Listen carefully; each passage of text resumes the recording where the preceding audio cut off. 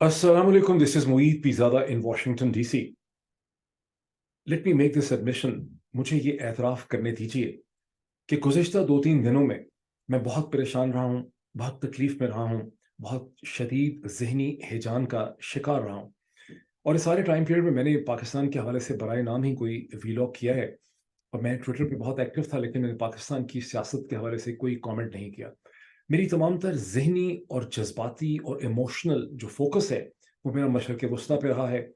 अरब Israel conflict के ऊपर रहा है, गाज़ा में, फ़लस्तीन में जो सूरत हाल डेवलप हो रही है, जो बहुत ही दर्दनाक है, जो बहुत परेशान कुन है, और जिससे मैं ये समझता हूँ, मेरा ये शक है कि पाकिस्तान के लोग उसमें लाताल्लुक़ हो चुके हैं। मुझे नज़र नहीं आता जब मैं पाकिस्तान के ज़राए इब्लाग़ को देखता हूँ, वहाँ की अशराफिया की स्टेटमेंट्स को देखता हूँ, जो गुज़िश्ता 2 दिन में एक क्रिकेट मैच के ऊपर उनकी तवज्जो बहुत ज़्यादा रही है, तो मुझे ऐसा लगता है कि पाकिस्तान ने एक इनिशियल इंटरेस्ट लेने के बाद इस इश्यू से पाकिस्तानी ज़हनी तौर पे, जज़्बाती तौर पे लाताल्लुक़ हो चुके हैं। ट्विटर के ऊपर ज़रूर इसराइल को, यहूदियों को गालियाँ निकाल रहे हैं, लेकिन वो सब चीज़ें जिब्रिश है, वो बिल्कुल मीनिंगलेस चीज़ है। जो असल इंटरेस्ट है, जो असल एक रिलेशनशिप है, एक ताल्लुक़ है, वो मुझे पाकिस्तान के अंदर भी इस सारी सूरत हाल से कोई बहुत ज़्यादा नज़र नहीं आता। और अगर मैं बहुत परेशान रहा हूँ, अमेरिका की पॉलिटिकल सिस्टम की जो बेहिसी और मुनाफ़िकत हमारे सामने आई, मुस्लिम दुनिया की जो बेहिसी, डिस्कनेक्ट, बेवकूफ़ी, कमज़ोरी सामने आई, पाकिस्तान का जो डिस्कनेक्ट है, वो सामने आया। मैंने अपने आप से ये सवाल बारहा पूछा कि मैं जो इतना डिस्टर्ब्ड हूँ और इतना हैजान में हूँ, क्या उसकी वजह ये है कि फ़लस्तीनी मुसलमान हैं? सिर्फ़ ये एक मुस्लिम कनेक्शन है या बात कोई इससे ज़्यादा और किस्म की है? मुझे याद आता है कि गुज़िश्ता चंद बरसों में, तो मुझे ख़्याल आया, गुज़िश्ता चंद बरसों में मुस्लिम दुनिया में तो बहुत ज़ुल्म और सितम हुआ है, बड़ी किलिंग हुई है, बड़ी एग्नी हुई है, बहुत ज़्यादतियाँ हुई हैं। यमन को देख लीजिए, सीरिया के हालात को देख लें, इराक के हालात को देख लें, अफ्रीका के ट्रबल स्पॉट्स को देख लें, सोमालिया, सूडान, जगह-जगह। लेकिन कभी भी मैंने इतना डिस्टर्ब महसूस नहीं किया। फिर मैंने वाइडर दुनिया के ऊपर देखा कि क्या सिर्फ़ मेरी ही तरह के पाकिस्तानी ओरिजिन के मुसलमान ही परेशान हैं? क्या सिर्फ़ पैलेस्टीनी ओरिजिन के स्कॉलर और अरब ही परेशान हैं? नहीं, मुझे समझ आई कि जो ह्यूमन राइट ऑर्गनाइज़ेशंस को लोग लीड करते हैं, वो भी बड़े परेशान हैं। अमेरिका, बरतानिया, यूरोप के अंदर left of the centre politics के जो लिबरल तबके हैं, वो भी बड़े परेशान हैं। सिर्फ़ 1-2 दिन पहले न्यूयॉर्क के अंदर लिबरल यहूदियों ने एक बहुत बड़ा मुज़ाहरा किया, जो उन तमाम मुज़ाहरों से बहुत बड़ा था, जो कि इसराइल के फ़ेवर में अमरीकी यहूदियों ने किए हैं। और इस मुज़ाहरे के अंदर अक्सर लोग रो रहे थे और उसमें बोलने वालों ने रोते-रोते ये कहा कि ये जो 20 लाख लोगों का दाना, पानी, खाना, पानी, गैस, फ्यूल सब कुछ बंद किया जा रहा है, अद्वियात बंद की जा रही हैं, कि खुदारा हमारे नाम पे ना करें, इसका हमारे से कोई ताल्लुक नहीं है, ये इसराइल की रियासत कर रही है, ये यहूदी नहीं कर रहे। तो मुझे फिर ये एहसास हुआ कि जो इश्यू हमारे सामने है, वो दर हकीकत ह्यूमन इश्यू है, वो इंसानी हकूक का इश्यू है। कभी हमने, ये वो इश्यू है जहाँ हम ज़ालिम इतना हम ताकतवर देखते हैं, हम देखते हैं कि ज़ालिम इतना ताकतवर है और मज़लूम इतने कमज़ोर और इतने बेबस हैं। ये जो एक स्टार्क कंट्रास्ट है, जो एक कॉन्ट्रडिक्शन है इसके दरमियान की, वो हमें अपने फेसेस के ऊपर हिट करती है। हमें एहसास होता है कि जो दुनिया में मज़लूम है, वो कितने लाचार हैं, कितने कमज़ोर हैं, और ताकतवर कितने ताकतवर हैं, ज़ालिम कितने ताकतवर हैं और कितने बेहिस हैं, और किस तरह से पूरी दुनिया के निज़ाम के ऊपर इन ताकतवर जो अशख़ास हैं, इन्हें कंट्रोल हासिल है। मैं एक पूरी पिक्चर आपके सामने लेकर आता हूँ। इससे पहले कि मैं अपनी इस एहतजाज और प्रोटेस्ट की तरफ चलूँ कि पाकिस्तान की हुकूमत, अशराफिया, ज़राए इब्लाग़, पीपल एट लार्ज कितने डिस्कनेक्टेड हैं, मैं सिर्फ़ चंद जुमलों में उस हकीकत की तरफ एक निशानदही करूँ, जो हमारे सामने इस वक़्त अनफ़ोल्ड हो रही है और हो चुकी है। अब तक गाज़ा में कम से कम भी अंदाज़न 2300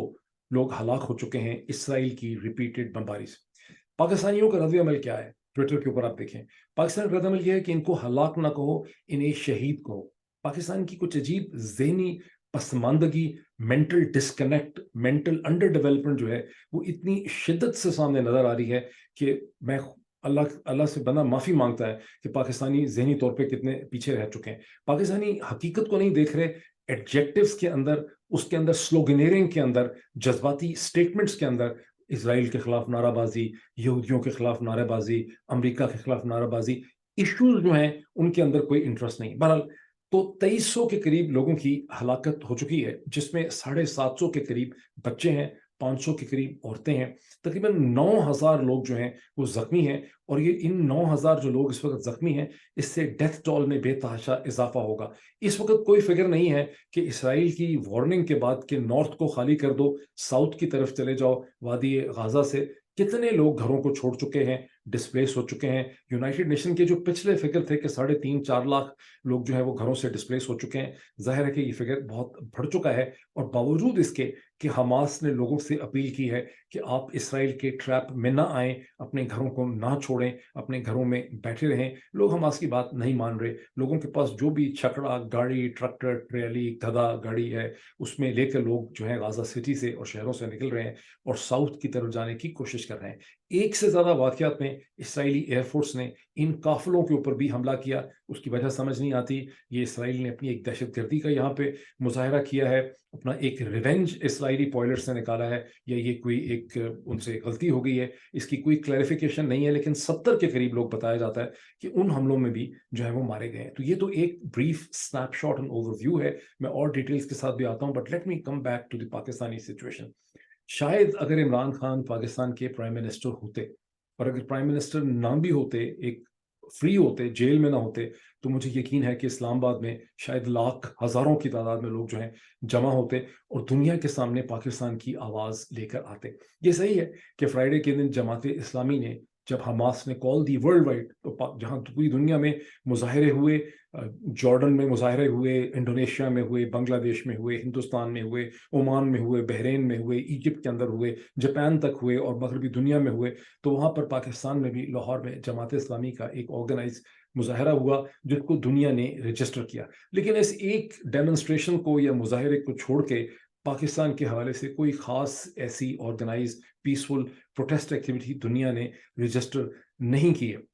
لیکن اس کو ایک سائڈ پہ، اگر عمران خان ہوتے اپوزیشن لیڈر تو مجھے جیل میں نہ ہوتے، مجھے یقین ہے کہ وہ ایک بہت بڑے کراؤڈ کو، بہت بڑے ریلی کو لیڈ کرتے، اور دنیا کو کچھ نہ کچھ تو ان کی آواز سے ایک امپیکٹ ہوتا کہ پاکستانی لوگوں کی بھی غازہ کی صورتحال کے اوپر ایک پوزیشن ہے۔ لیکن میں اس قسم کی پوزیشن کی بات نہیں کر رہا جو صرف ایک میننگ لیس غصے میں یا نفرت کے اندر جو احتجاج مبنی ہوتا ہے۔ میں آ رہا ہوں پرو ایکٹیو چیزوں کی طرف۔ اب دیکھیں، پاکستان کی جو موجودہ حکومت ہے، جو پاکستان کا فورن آفس ہے، جو پاکستان کے فورن منسٹر ہیں، اور پاکستان کے کی پولیٹیکل لیڈرز ہیں، ان کا اگر آپ اب تک کا رد عمل، ایک ہفتہ ہو گیا ہے 7 اکتوبر سے اب تک کی صورتحال کو، آپ دیکھتے ہیں کہ پاکستان کے فورن آفس نے ایک دو دفعہ اس کے حوالے سے کوئی ٹویٹ یا اسٹیٹمنٹ دی ہے، اور وہ پرانی گھسی پٹی اسٹیٹمنٹ ہے کہ ہم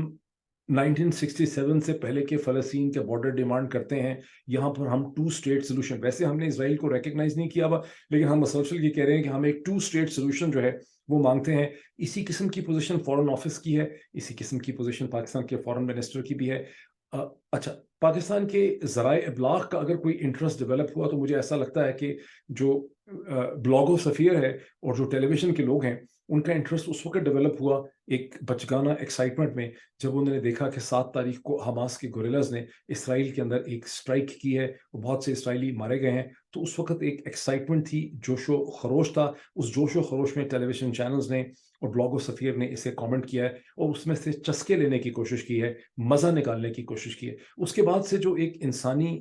کیفیت پیدا ہوئی ہے، جو ایک ہیومن کنڈیشن وہاں پہ پیدا ہوئی ہے، اس میں بالکل فوری طور پہ پاکستان کے ذرائع ابلاغ، بلاگو سفیر ڈسکنیکٹ ہو گئے۔ ان کا تمام تر فوکس جو ہے وہ اپنے اندرونی ایشوز کے اوپر ہے۔ ان کو پتہ بھی نہیں، ایسا لگتا اگر آپ پاکستانی ٹیلی ویژن چینلز کو دیکھیں، اور کوئی بھی ڈیپر انڈرسٹینڈنگ کہ کس قسم کی ٹریجڈی انفولڈ کر رہی ہے، اس کا مشرق وسطیٰ کے اوپر، پوری دنیا کے اوپر، گلوبل آرڈر کے اوپر کیا اس کے اثرات مرتب ہوں گے، اس کی کوئی کوگنیزنس، کوئی اویئرنیس جو ہے آپ کو نظر نہیں آتی۔ گزشتہ 2-3 دن میں تو پاکستان کی جو اشرافیہ ہیں، جو پاکستان کی ذرائع ابلاغ ہیں، جو پاکستان کی اوپینین میکر ہیں، ان کی تمام تر جو انٹرسٹ اور توجہ ہے وہ غالباً ہندوستان پاکستان کے درمیان ایک کرکٹ میچ کے اوپر مرکوز رہی۔ تھوڑا سا آگے چلتے ہیں۔ پاکستان کے ریسنٹلی فارغ ہونے والے فورن منسٹر، جو ریسنٹلی پاکستان کے فورن منسٹر تھے، جناب بلاول زرداری بھٹو صاحب نے ان 7 دنوں میں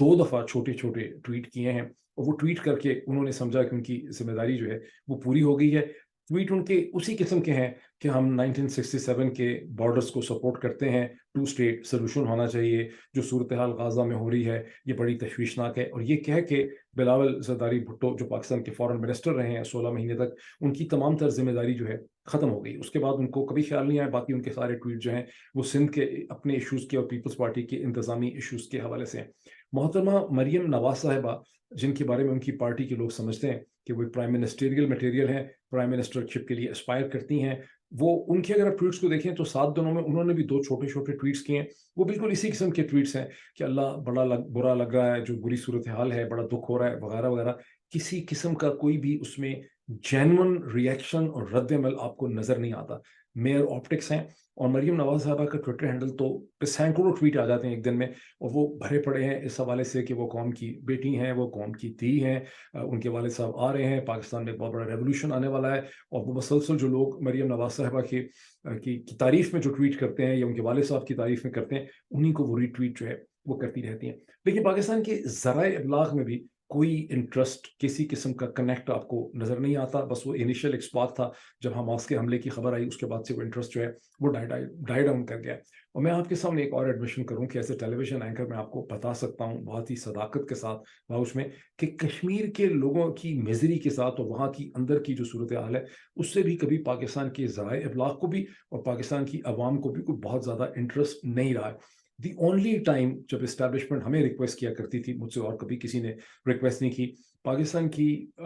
मिनिस्ट्री ऑफ इंफॉर्मेशन और पाकिस्तान के इस्टेब्लिशमेंट के लोग कश्मीर के लिए ज़रूर ये कहते थे कि फ़लाँ चीज़ हो गई है, फ़लाँ डेवलपमेंट होने वाली है, या हो गई है, या कोई साहब आए हुए हैं कश्मीर से तो उनका इंटरव्यू कर लें, या फ़लाँ एक डेवलपमेंट हुई है उसको ज़रूर कवर करना चाहिए, देखिए 2 दिन पहले हो गया है, इसको कोई पाकिस्तान की टेलीविजन पे कवर नहीं कर रहा। और मैं जब भी उस पर प्रोग्राम करता था या सेगमेंट करता था तो उसकी रेटिंग नीचे चली जाती थी, जिसको टीआरपी कहते हैं, टीवी रेटिंग्स, क्योंकि लोग देखना ही नहीं चाहते थे कश्मीर के हवाले से किसी चीज़ में, उनका कोई इंटरेस्ट ही नहीं था कश्मीर के इशूज़ में। और सो मच सो कि जब आप बैनुल-अक़वामी इशूज़ के ऊपर, मशरिक़ वस्ता के ऊपर, कि कश्मीर के ऊपर पाकिस्तानी टेलीविज़न चैनल पे कोई प्रोग्राम करते थे, तो फौरी तौर पे 24-36 घंटे के बाद आपको हेड ऑफ़िस से फ़ोन आता था, मार्केटिंग वालों का, या चैनल के सीईओ का, या चैनल के मार्केटिंग हेड का, और वो कहता था डॉक्टर साहब इन चीज़ों के ऊपर ना करें, देखें ये इंटरनेशनल रिलेशंस के जो इशू हैं, कश्मीर वगैरह, इसमें पब्लिक जो है वो बिल्कुल भी इंटरेस्टेड नहीं है, और इससे हमारी रेटिंग्स जो है वो गिर जाती हैं। आपको इंटरेस्ट है तो अपना ब्लॉग कर लिया करें, अपने कोई वीलॉग पे कर लें, अपने ट्विटर पे अपना दिल शौक पूरा करें। इस पे पाकिस्तान में ये सौदा जो है ये बिकता नहीं।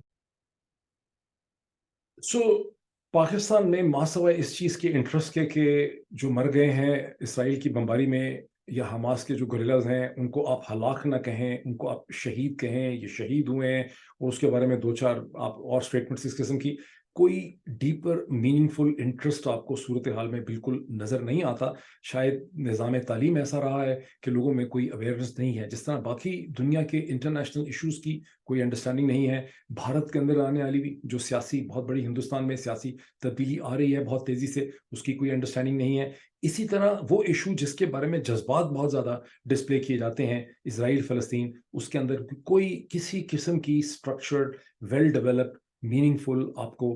इंटरेस्ट और अंडरस्टैंडिंग जो है वो पाकिस्तान में इस वक़्त नज़र आपको बिल्कुल भी नहीं आ रही। इससे पहले कि मैं अमेरिका के पॉलिटिकल सिस्टम के अंदर के मसले मसाइल और मुनाफ़िक़त की तरफ चलूँ, बेहिसी की तरफ चलूँ, 1-2 जुमले और मैं पाकिस्तान के हवाले से इसमें ऐड कर दूँ। पाकिस्तान में चूँकि इतनी मामला फ़हमी की कमी है लोगों में, कि ये तो बहुत ज़ोर है कि हमास के जो गिरर्स हैं उनको दहशतगर्द ना कहें, ये ना कहें कि हमास ने जो कुछ इज़राइल में जाके किया वो दहशतगर्दी के ज़ुमरे में आता है, बिकॉज़ ये सब्जुकेटेड लोग हैं या ऑक्यूपेशन है। इससे आगे आर्गुमेंट या कोई जुस्तजू ही नहीं है कि जो कुछ हुआ वो क्यों हुआ। अब तक की जो पिक्चर हमारे सामने क्लियर हो रही है कुछ इस किस्म की है, क्योंकि अगर आप देखें कि 2 ढाई दिन पहले हमास के 2 लीडरों ने, स्पोक्स पर्सन ने खड़े होके एक इंग्लिश के अंदर एक प्रेस ब्रीफिंग की 17 मिनट की, जिसे एंकर पर्सन साबिर शाकिर साहब जो हैं उन्होंने उसको ढूंढ के ट्वीट किया, और मैंने उसको रीट्वीट भी किया था अपने कमेंट्स के साथ। वो सिचुएशन देखें। उसके अलावा जो डिबेट छिड़ी है बरतानिया के कैनेडियन अमेरिकन टेलीविज़न चैनल्स के ऊपर, जहाँ फ़लस्तीनी जो स्कॉलर्स हैं, एकेडमिक्स हैं, स्पोक्स पर्सन्स हैं, मुख्तलिफ ऑथर्स हैं और एक्टिविस्ट हैं, वो टेलीविज़न प्रोग्राम्स में आए हैं और उन्होंने आके फ़लस्तीनियों के पॉइंट ऑफ व्यू को और हमास की पोजीशन को उन्होंने एक्सप्लेन किया है। वहाँ से एक चीज़ तो क्लियर हो जाती है, और ख़ुद हमास की अपनी जो प्रेस टॉक है उससे बात क्लियर हो जाती है कि हमास का ये जो हमला है ये कोई इसराइली ट्रैप नहीं है। یہ کوئی اسرائیل نے کوئی ایسی چیز پچھلے 48-72 گھنٹوں میں نہیں کی جس سے یہ سچویشن جو ہے یہ ٹریگر ہوئی ہے، بلکہ حماس نے سوچے سمجھے منصوبے اور پلاننگ کے تحت اپنے کچھ اسٹریٹجک اہداف پیلسٹینینز کی خاطر حاصل کرنے کے لیے یہ حملہ کیا ہے۔ میں اس کی ڈیٹیل میں اس وقت نہیں جا رہا، میں ایک اور پوائنٹ کی طرف آنا چاہتا ہوں۔ لیکن پھر اتنی بڑی تعداد میں جو اسرائیلی شہری مارے گئے، یہ کیسے ہوا؟ میری انڈرسٹینڈنگ یہ ہے کہ یہ سچویشن آؤٹ آف کنٹرول ہو گئی۔ اب جو آپ سب چیزوں کو ملا کے دیکھتے ہیں، ایک ہفتہ گزر گیا ہے، اور اس کو سمجھنا ضروری ہے نیریٹو شیپنگ کے پوائنٹ آف ویو سے، کہ اسرائیل اور حماس، چونکہ اسرائیل ایک طرح سے کمبیٹنٹ اسٹیٹ ہے، اس کے شہری بھی آرمڈ ہیں، لیکن یہ جو بنیادی ٹارگٹ اور ہدف تھا حماس کے گوریلاز کا، وہ 8 ملٹری کیمپس اور بیسز تھے جو غزہ کے بارڈر کے قریب تھے۔ لیکن چونکہ وہ بیسز اتنی جلدی کولیپس ہو گئے، ایک کیوٹک سچویشن ڈیولپ کر گئی، اس لیے اسرائیل کے شہری حماس کے گوریلاز، لوکل پولیس، یہ آمنے سامنے ہو گئے، اور بہت زیادہ شہری جو مارے گئے ہیں، خاص کر کے جو پکنک بتایا جاتا ہے، جو میوزک فیسٹیول تھا، وہ جو سین دکھایا جاتا ہے، اس میں ایک کراس فائر کی سچویشن ہے اسرائیلی پولیس اور سیکیورٹی کے اشخاص اور فلسطینی گوریلوں کے درمیان میں ایک کراس فائر ہے، اور ضروری نہیں ہے کہ سارے لوگ جو مارے گئے ہیں وہ فلسطینی جو حماس کے گوریلاز ہیں انہی کی گولیوں کا شکار ہوئے ہیں۔ اور اس میں ایک چیز بہت امپورٹنٹ ہے، یہ پوائنٹ، اور یہ بہت سمجھنے والا پوائنٹ ہے، کہ Israel like many other western countries, لیکن خاص کر کے اسرائیل جو ہے، یہ ایک بہت ہی ایسی جگہ ہے جہاں جگہ جگہ سیکیورٹی کی کیمرہ جو ہیں وہ نصب ہیں۔ یہ بہت زیادہ ہائی ٹیک سوسائٹی ہے، لیکن اسرائیلیز نے کوئی ایسی فوٹیج، آپ دیکھ رہے ہیں کہ 7 دن گزرنے کے باوجود اسرائیلیوں نے برائے نام ہی کوئی ایسی فوٹیج، آپ ایک پکنک جو پکنک کہہ دیتا ہوں بار بار، جو میوزک فیسٹیول کا شوٹنگ سین ہے، وہ اور چند اور انہوں نے فوٹیج پروڈیوس کی ہے، انہوں نے کوئی بھی ایسی کیونکہ ان کے پاس تو سینکڑوں منٹ کی فوٹیج ہونی چاہیے تھی، انہوں نے کوئی بھی ایسی فوٹیج نہیں سامنے پروڈیوس کی۔ اور بار بار جو فوٹیج نیو یارک ٹائم کے سامنے آ رہی ہے، CNN کے سامنے آ رہی ہے، BBC کے سامنے آ رہی ہے، جس کے بارے میں یہ ذرائع ابلاغ کے پلیٹ فارمز یہ کہتے ہیں کہ ہم نے اس کو ایگزامن کیا ہے، انالیسس کیا ہے، اس میں سے ایسی فوٹیج نہیں آ رہی جس میں آپ کو کلیئرلی پتہ چلے کہ حماس کے گوریلاز جو ہیں وہ ٹارگٹ شوٹنگ کر رہے ہیں سویلینز کے اوپر، بچوں کے اوپر، عورتوں کے اوپر۔ الٹا حماس نے جو بعض ویڈیوز ایشو کی ہیں، اس سے پتہ چلتا ہے کہ جب کوئی بچے یا عورتیں گاڑیوں کے نیچے انہوں نے پناہ لی ہوئی ہے، اوٹ لی ہوئی ہے، تو دوسری طرف سے فائر آ رہا ہے اسرائیلی سائڈ سے، اور حماس کے جو گوریلاز ہیں وہ اسرائیلی سائڈ سے جو فائر آ رہا ہے ان کے اوپر تو فائر کر رہے ہیں، لیکن جو عورتیں یا بچے جنہوں نے گاڑیوں کے ساتھ پناہ لی ہے ان کو حماس کے گوریلاز جو ہیں وہ شوٹ نہیں کر رہے۔ یہ بڑے امپورٹنٹ پوائنٹس ہیں، لیکن چونکہ پاکستان تو بالکل ہی انڈر ڈیولپڈ ہے نیریٹو شیپنگ کے اندر سے، اس چیز کو دیکھا نہیں جا رہا کہ حماس کے گوریلاز نے اٹیک کیا ہے اسرائیل کے ملٹری بیس کیمپس کے اوپر۔ ان کا مقصد یہ بھی تھا کہ وہ اسرائیلی فوجیوں کو اور شہریوں کو یرغمال بنا لیں ٹریڈ آف کرنے کے لیے، لیکن سچویشن آؤٹ آف کنٹرول ہو گئی، ایک کیوٹک سچویشن ڈیولپ کر گئی۔ میں یہ نہیں کہہ رہا کہ انہوں نے کلنگ نہیں کی ہے، لیکن کلنگ جس پیمانے پہ کلنگ ہوئی ہے اسرائیل کے شہریوں کی، یہ سمجھ آتا ہے کہ یہ حماس کے گوریلاز کا بنیادی مقصد نہیں تھا۔ اور جس وجہ سے جو اینڈ سٹیٹ مجھے اب یہ سمجھ آتی ہے کہ حماس کے گوریلاز جو اینڈ سٹیٹ اچیو کرنا چاہتے تھے، وہ یہ تھی کہ ہم یرغمال بنا لیں گے، ہم دنیا کی توجہ اس صورتحال کی طرف دلائیں گے کہ ہمارے ساتھ کیا ہو رہا ہے، ہم اسرائیل اور سعودی عرب کے درمیان میں جو ایک ایگریمنٹ ہونے چلا ہے اس کا ہم راستہ روکیں گے، اور ہم دنیا کو بتائیں گے کہ فلسطینیوں کو اگنور کر کے آپ ایک پیس ایگریمنٹ نہیں کر سکتے۔ لیکن جو بھی ان کی انٹروژن تھی وہ آؤٹ آف کنٹرول ہو گئی ہے، اور جس طرح سے حماس کی سائڈ اور فلسطینی پورا سچ نہیں بول رہے، پوری ویڈیوز نہیں دکھا رہے، ان کے پاس ہوں گی بھی نہیں کیونکہ ظاہر ہے یہ انٹروڈر تھے، اسی طرح اسرائیلی سائڈ سے بھی بہت زیادہ چیزوں کو گھما پھرایا جا رہا ہے، ٹوسٹ کیا جا رہا ہے، مینیپولیٹ کیا جا رہا ہے، اور بہت سی جو ایکچوئل فوٹیج اور ایویڈنس ان کے پاس ہے، جس کا مجھے خاص کر کے بہت شک ہے کہ بہت بڑی تعداد کے اندر جو اسرائیلی شہری مارے گئے ہیں وہ خود اسرائیلی سیکیورٹی ایپریٹس کی فائرنگ سے، کراس فائر سے، کیونکہ یہ تو 7 تاریخ کو، 8 تاریخ کو، 9 تاریخ کو 3 دن تک آخر وہاں پہ فائٹنگ رہی ہے، تو اس کا مطلب ہے کہ خود اسرائیلیوں کا بھی اس میں اس کے اندر ان کا اپنا بھی ایک رول ہوگا، یا ان کی بھی ان کا یہ کراس فائر کا اس میں بہت زیادہ جو ہے وہ ایلیمنٹ اس کے اندر انوالو ہو سکتا ہے۔ لیکن یہ تو بہرحال ایک صورتحال ہے۔ اچھا، اب امریکہ کے اندر کی جو صورتحال ہے وہ تو اس کو دیکھ کے یہ سمجھ آتی ہے کہ زائنسٹ جو لابی ہے، جو اسرائیلی لابی اور زائنسٹ لابی ہے، اس کا امریکہ پہ زیادہ کنٹرول ہے، اسرائیل پہ شاید اتنا کنٹرول نہیں۔ یعنی اسرائیل کے اندر تو جو لبرل پیپر ہیں جیسے ہارتس ہے، انہوں نے تو رکھ کے اداری اور کالم لکھے ہیں جس میں انہوں نے کہا کہ اسرائیل ذمہ دار ہے, اسرائیل کا پرائم منسٹر نیتن یاہو ذمہ دار ہے, لیکن امریکہ کا کوئی بھی اخبار, امریکہ کا کوئی بھی ذرائع ابلاغ اور ٹیلی ویژن چینل اس سچویشن میں نہیں ہے کہ وہ اس قسم کا ایڈیٹوریل جو لکھے یا اس قسم کے کالم یہاں پہ لکھیں جس کی ہیڈ لائن یہ کہیں کہ اسرائیل ذمہ دار ہے اس صورتحال کے لیے. الٹا امریکہ میں یہ ہوا ہے کہ امریکہ کے ایک ایک کر کے میں چلتا ہوں کہ جو 3 مسلم origin T V anchor person یا کامنٹیٹر تھے, جس میں مہدی حسن تھے, جس میں علی ویلش میرا خیال ان کا نام تھا MSNBC کے, اور تیسرے کا نام مجھے اس وقت یاد نہیں, ان تینوں کو ان کی پوزیشن سے ہٹا دیا گیا ہے گزشتہ 24 گھنٹے میں. 14 اکتوبر کو ان کے پروگرامز جو ہیں وہ بند کر دیے گئے ہیں. یہ ہیں تو سٹاف کے اوپر, لیکن ان کے پروگرام بند کر دیے گئے ہیں. اور علی جو ویلش ہے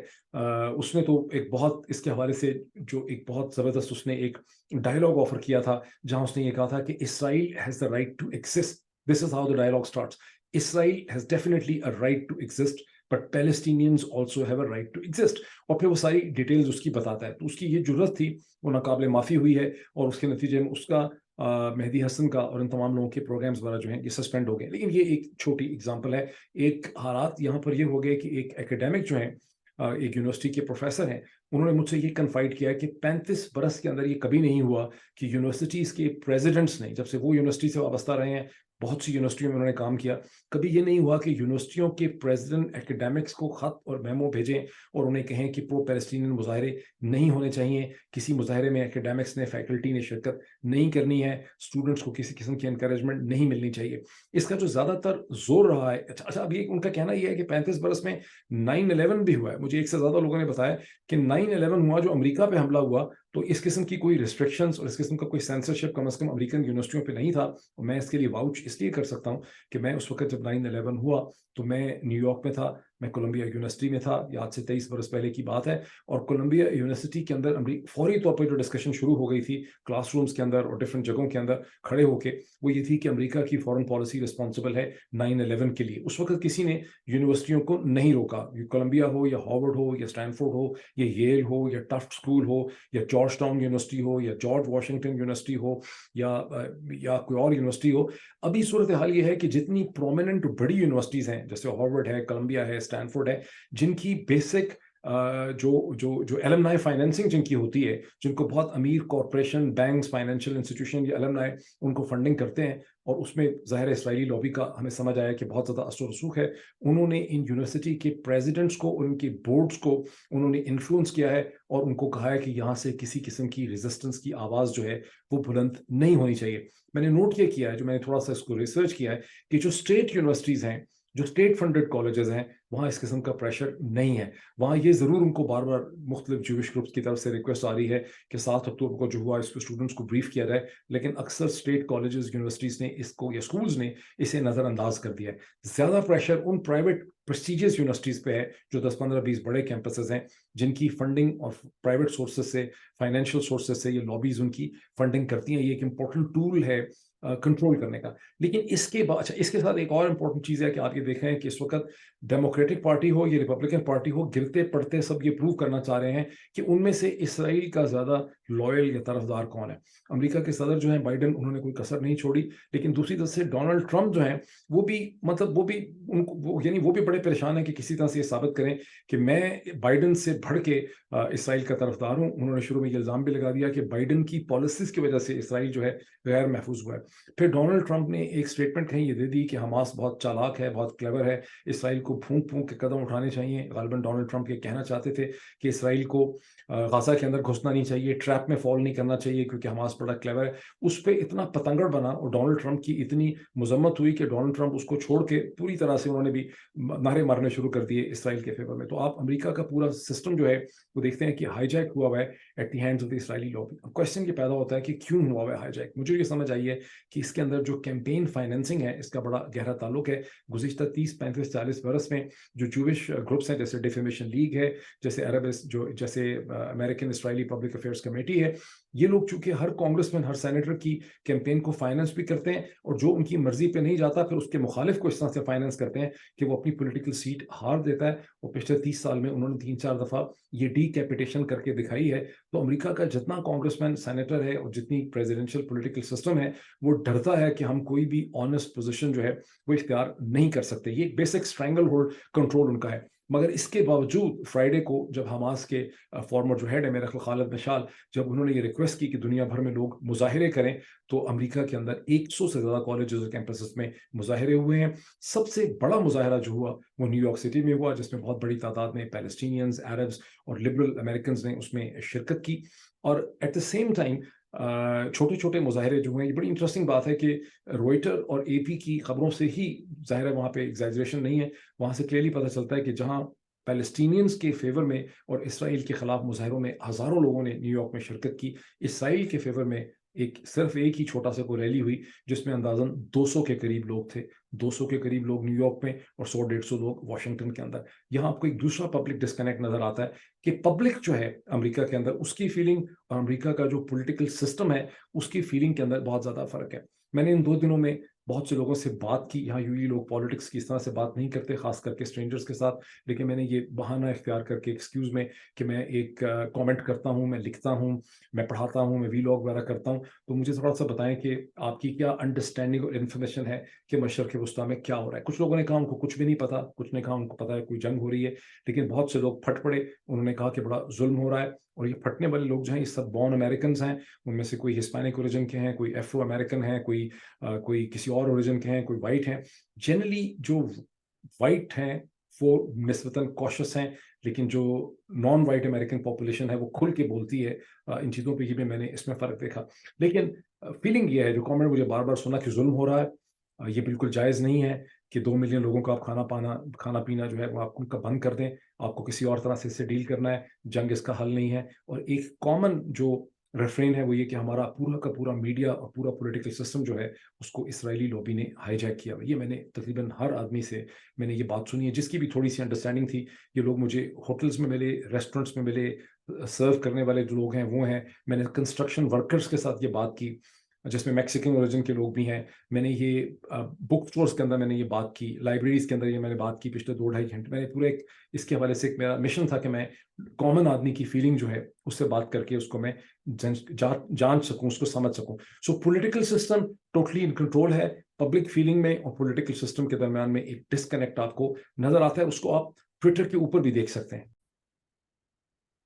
میں یہ بھی کوشش کر رہا ہوں اس وقت کہ میں بہت سی جو ویڈیو کلپس ہیں، جو اخباروں کی ہیڈ لائنز ہیں، جو کی لوگوں کے ٹویٹس ہیں،